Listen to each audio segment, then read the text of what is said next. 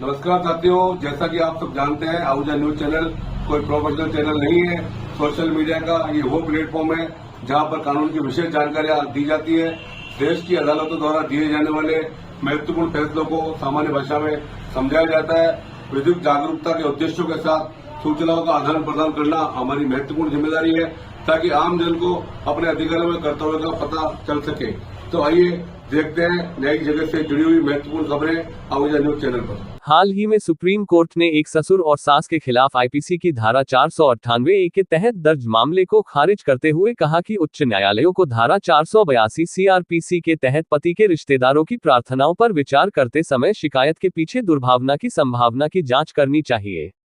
न्यायमूर्ति मनोज मिश्रा और मनमोहन की पीठ ने कहा, वैवाहिक विवादों से उत्पन्न मामलों में, विशेष रूप से जहां आरोप शादी के कई वर्षों के बाद लगाए जाते हैं और वह भी तब जब एक पक्ष दूसरे के खिलाफ तलाक की कार्यवाही शुरू करता है, न्यायालय को आरोपों को उनके वास्तविक रूप में लेने में सावधानी बरतनी चाहिए।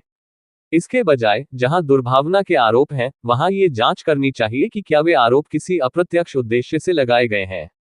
पति के रिश्तेदारों की प्रार्थना पर विचार करते समय और भी अधिक संक्षेप में कहें तो न्यायालय एक ऐसे मामले पर विचार कर रहा था जिसमें शिकायतकर्ता पत्नी के पति, ससुर और सास ने उनके खिलाफ धारा 498 411 आईपीसी के तहत दर्ज एफआईआर को रद्द करने के लिए गुजरात उच्च न्यायालय का दरवाजा खटखटाया था। हालांकि उच्च न्यायालय ने उनकी याचिका खारिज कर दी। अपीलकर्ता पति और शिकायतकर्ता पत्नी के बीच विवाह 2005 में हुआ था। पति द्वारा दायर तलाक के मामले के समन की तामील के 3 दिन बाद पत्नी ने उसके और उसके माता पिता के खिलाफ कथित एफआईआर दर्ज कराई। आपराधिक कार्यवाही को रद्द करने की मांग करते हुए अभियुक्तों ने उच्च न्यायालय का रुख किया। उन्होंने तर्क दिया कि एफआईआर तलाक की कार्यवाही का प्रतिकार है और न्यायालय की प्रक्रिया का दुरुपयोग है। हालांकि उच्च न्यायालय ने उनकी प्रार्थनाओं को खारिज कर दिया, ये देखते हुए कि एफआईआर में शिकायतकर्ता के मानसिक उत्पीड़न का आरोप लगाया गया था और वेतन के रूप में उसके द्वारा अर्जित धन की मांग के बारे में भी आरोप थे, हालांकि विशिष्ट विवरण के बिना। न्यायालय ने कहा कि एक बार आरोप लगने के बाद वे सही हैं या गलत, ये परीक्षण के दौरान निर्धारित किया जाना है। उच्च न्यायालय द्वारा मामले को खारिज करने के फैसले को चुनौती देते हुए आरोपी ने सर्वोच्च न्यायालय के समक्ष कहा कि उत्पीड़न के आरोप शादी के 14 साल बाद लगाए गए थे और तलाक के मामले में शिकायतकर्ता को समन भेजे जाने के केवल 3 दिन बाद शिकायत में दुर्भावना का आरोप लगाते हुए ये भी तर्क दिया गया कि सास ससुर अलग रह रहे थे और पति के खिलाफ लगाए गए उत्पीड़न के आरोप विशिष्ट नहीं थे। शिकायतकर्ता की ओर से ये तर्क दिया गया कि आरोप पत्र दायर किया जा चुका है और आरोपों की सत्यता का निर्धारण मुकदमे के दौरान किया जाना चाहिए। आरोपों पर गौर करते हुए सर्वोच्च न्यायालय ने पाया कि शिकायतकर्ता के अनुसार शुरू में शादी में कोई समस्या नहीं थी। बाद में जब सास ससुर दंपति के साथ रहने लगे तो उसे छोटी छोटी बातों पर ताने सहने पड़े। वह 2008 से नौकरी कर रही थी, शादी के बाद अलग अलग किराए के मकानों में रहती थी और कथित तौर पर अपना वेतन अपने ससुर को सौंप देती थी, जो उसे वेतन से वंचित रखते थे। इसके अलावा अपीलकर्ता पति का कथित तौर पर एक प्रेम संबंध था, जिसके कारण वह उसे शारीरिक और मानसिक रूप से प्रताड़ित करता था। संबंध समाप्त करने के लिए और अंततः उसने तलाक की याचिका दायर की। रिकॉर्ड के आधार पर न्यायालय ने पाया कि जिस समय एफआईआर दर्ज की गई थी, उस समय शिकायतकर्ता अपने माता पिता के साथ रह रही थी। दहेज की मांग का कोई विशेष आरोप नहीं था और माता पिता के खिलाफ आरोप ताने मारने और बच्चों की हिरासत से संबंधित मुद्दों तक सीमित थे। इसके अलावा तलाक की कार्यवाही के सम्मन की सेवा के मात्र 3 दिन बाद एफआईआर दर्ज की गई थी। इन परिस्थितियों में हमें यह विचार करना होगा कि क्या आरोपित कार्यवाही कष्टप्रद और दुर्भावनापूर्ण है, विशेष रूप से एक वैवाहिक विवाद के संदर्भ में जहां बार बार न्यायालयों को मुख्य आरोपी के परिवार के सदस्यों के दुर्भावनापूर्ण अभियोजन से बचने के लिए सावधान रहने के लिए चेतावनी दी गई है। न्यायालय ने कहा, लगाए गए आरोपों की प्रकृति पर विचार करते हुए इसने पाया कि शिकायतकर्ता ने माता पिता द्वारा कथित रूप से दिए गए तानों के बारे में विशिष्ट विवरण नहीं दिया। न्यायालय ने कहा, इसके अलावा यहाँ वहाँ कुछ ताने रोजमर्रा की जिंदगी का हिस्सा हैं, जिन्हें परिवार की खुशी के लिए आमतौर पर नजरअंदाज कर दिया जाता है। अंततः इसने आदेश दिया कि मामला केवल अपीलकर्ता पति के खिलाफ ही चले, क्योंकि उसके खिलाफ शारीरिक और मानसिक यातना के आरोप थे। माता पिता ससुर के खिलाफ आपराधिक कार्यवाही को रद्द कर दिया गया। हालांकि मामले का निपटारा करने से पहले न्यायालय ने व्यक्त किया का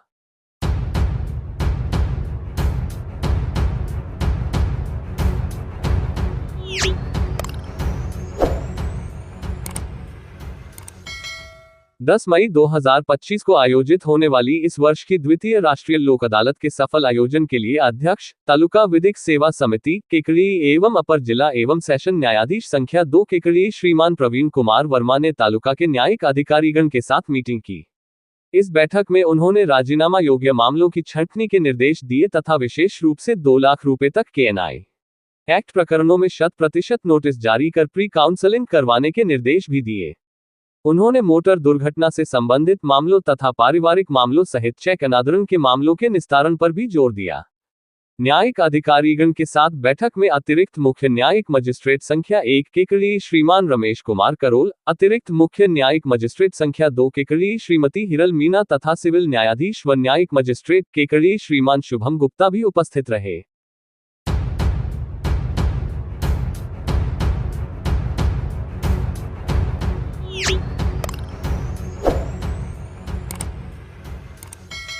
राजकीय पॉलिटेक्निक महाविद्यालय अजमेर में प्राचार्य श्री डॉक्टर सुनील जैन के निर्देशन में यांत्रिकी तथा ऑटो विभाग में भारतीय न्याय संहिता 2023 पर विशिष्ट व्याख्यान आयोजित किया गया।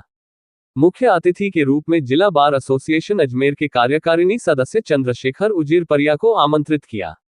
साथ ही एडवोकेट कमलकांत सोनी जी व एडवोकेट चंद्रशेखर जी को अतिथि के रूप में स्वागत किया गया।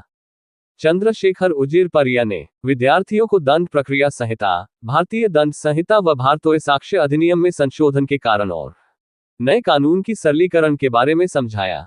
राजकीय पॉलिटेक्निक महाविद्यालय में BNS 2023 सिंहावलोकन पर मुख्य वक्ता के तौर कार्यक्रम की अध्यक्षता करते हुए चंद्रशेखर उजिरपरिया ने भारतीय दंड संहिता 1860 के विकारों को दूर कर वर्तमान भारतीय न्याय संहिता 2023 की महत्वता बताई। साथ ही मुकदमों को जल्द निपटाने में भारतीय न्याय संहिता 2023 का बड़ा योगदान बताया। वक्ता के तौर पर चंद्रशेखर ने ब्रिटिशकालीन शासन के विकारों को बताते हुए कहा कि भारतीय दंड संहिता 1860 तथा भारतीय न्याय संहिता 2023 दंड के बजाय न्याय पर जोर दिया है। कार्यक्रम में विभागाध्यक्ष यांत्रिकी श्री गोविंद नारायण पारीक, व्याख्यान संयोजक श्री मान सिंह जाट, वरिष्ठ प्रवक्ता यांत्रिकी एवं यांत्रिकी और ऑटो विभाग के संकाय सदस्य उपस्थित थे। कार्यक्रम संचालन श्री हिमांशु सिंसिनवार ने किया। इस मौके पर अतिथियों का माल्यार्पण कर स्मृति चिन्ह के रूप में पौधा भेंट किया।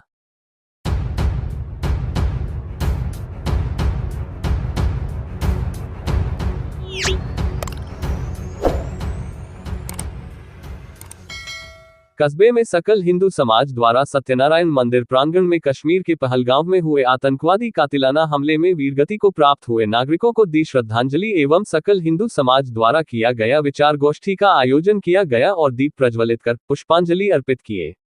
कारियाना हमले से नागरिकों में आतंकवादियों के प्रति गुस्सा दिखाई दिया।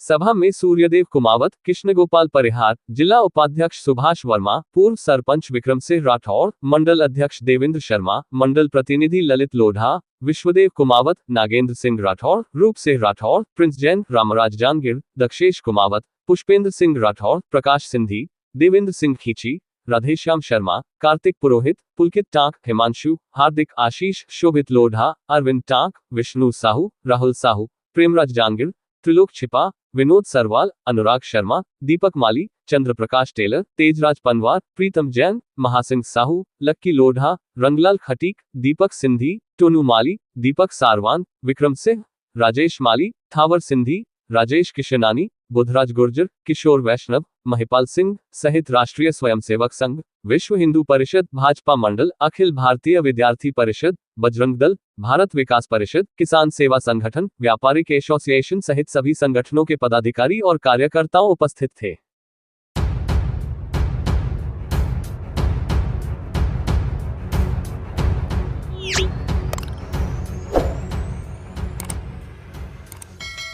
श्री राम धाम संत सेवा आश्रम चोसला कॉलोनी मेवदाकला में चल रहे नवकुंडीय गौपुष्टि महायज्ञ एवं भव्य मूर्ति प्राण प्रतिष्ठा महोत्सव में छठे दिन मूर्ति पूजा एवं संतों का स्वागत सत्कार किया गया।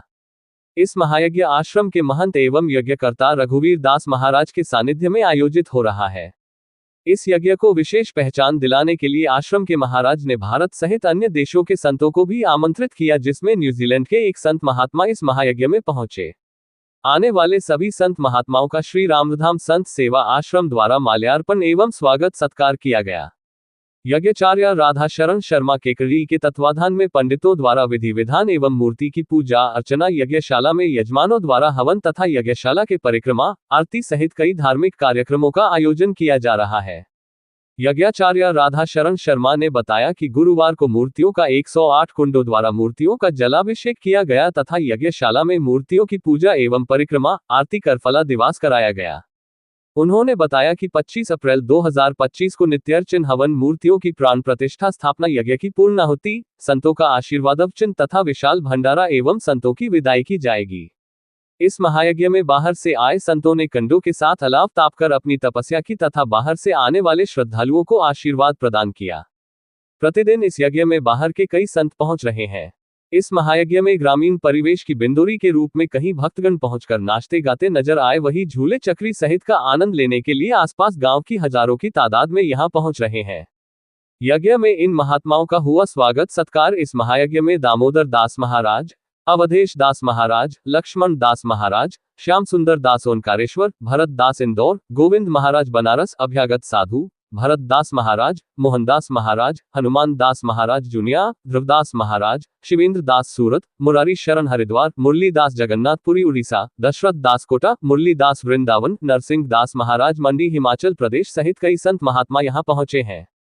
श्री राम धाम संत सेवा आश्रम में चल रहे यज्ञ के दौरान श्रीमद् भागवत कथा में कथावाचक राघव दास महाराज ने कहा कि श्री कृष्ण बाल लीला, कालियामसन मर्दन एवं गोवर्धन पूजा का सुंदर चित्रण किया। भगवान कृष्ण बाल लीला, माखन चोरी व गोवर्धन पूजा की कथा श्रद्धालुओं को सुनाई। भगवान की अद्भुत लीलाएं मानव जीवन के लिए प्रेरणादायक है। भगवान कृष्ण ने बचपन में अनेक लीलाएं की। बाल कृष्ण सभी का मन मोह लिया करते थे। नटखट स्वभाव के चलते यशोदा माँ के पास उनकी हर रोज शिकायत आती थी। माँ उन्हें कहती थी कि प्रतिदिन तुम माखन चुरा के खाया करते हो, तो वह तुरंत मुंह खोलकर माँ को दिखा दिया करते थे। मनुष्य का सबसे बड़ा शत्रु अहंकार है। जब मनुष्य के मन में अहंकार का भाव पैदा होता है तब वह अपना समस्त जीवन का सर्वनाश कर देता है। संत ने कहा कि रावण, कंस एवं कई ऐसे असुर थे जिन्होंने अहंकार के मद में अपना विनाश करवाया। भागवत कथा का मुख्य आकर्षक श्री कृष्ण लीला, रुक्मिणी विवाह, पुष्प होली प्रसंग की कथा सुनाई गई।